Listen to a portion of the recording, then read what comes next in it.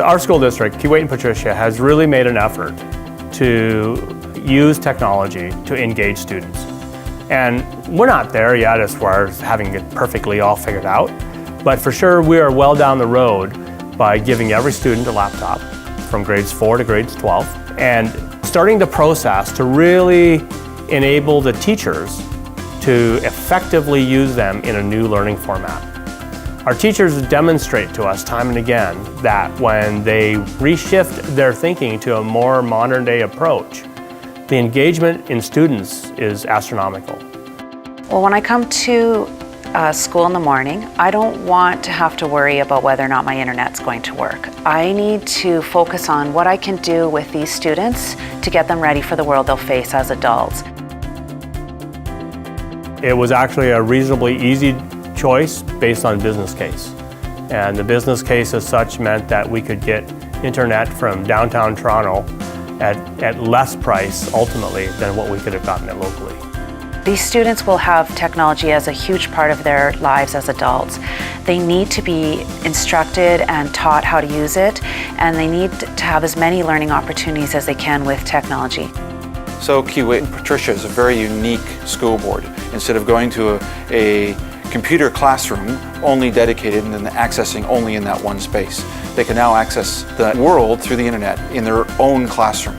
It also provides then interactive capability and changes the learning way and the learning paradigms that enable experiential learning.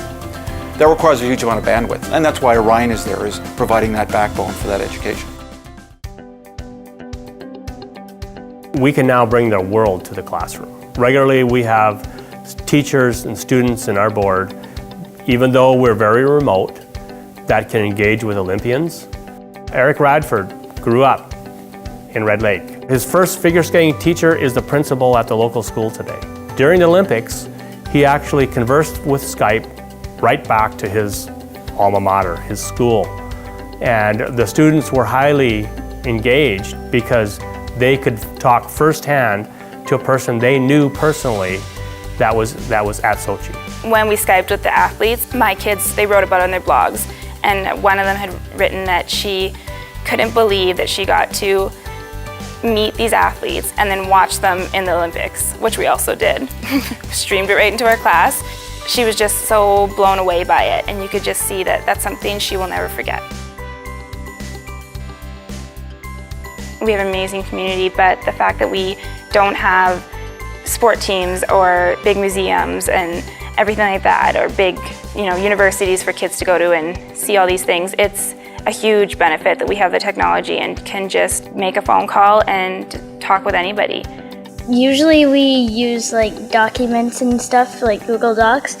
We use computers every day. There's not a day that we don't use it unless we go on a field trip or something. If you read a book, you can't ask the book questions, but when you actually talk to her, you can ask her questions. Our teachers have recognized that they can do virtual field trips.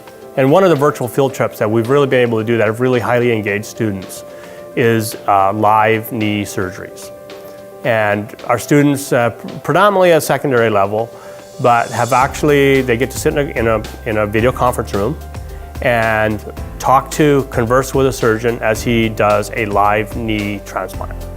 As the technology is getting better, it's something that is going to be in our workplace and something important for students to learn how to use now. It's really opened us to technology and got us to do new things with it, and I guess it's taken it to the next level of education.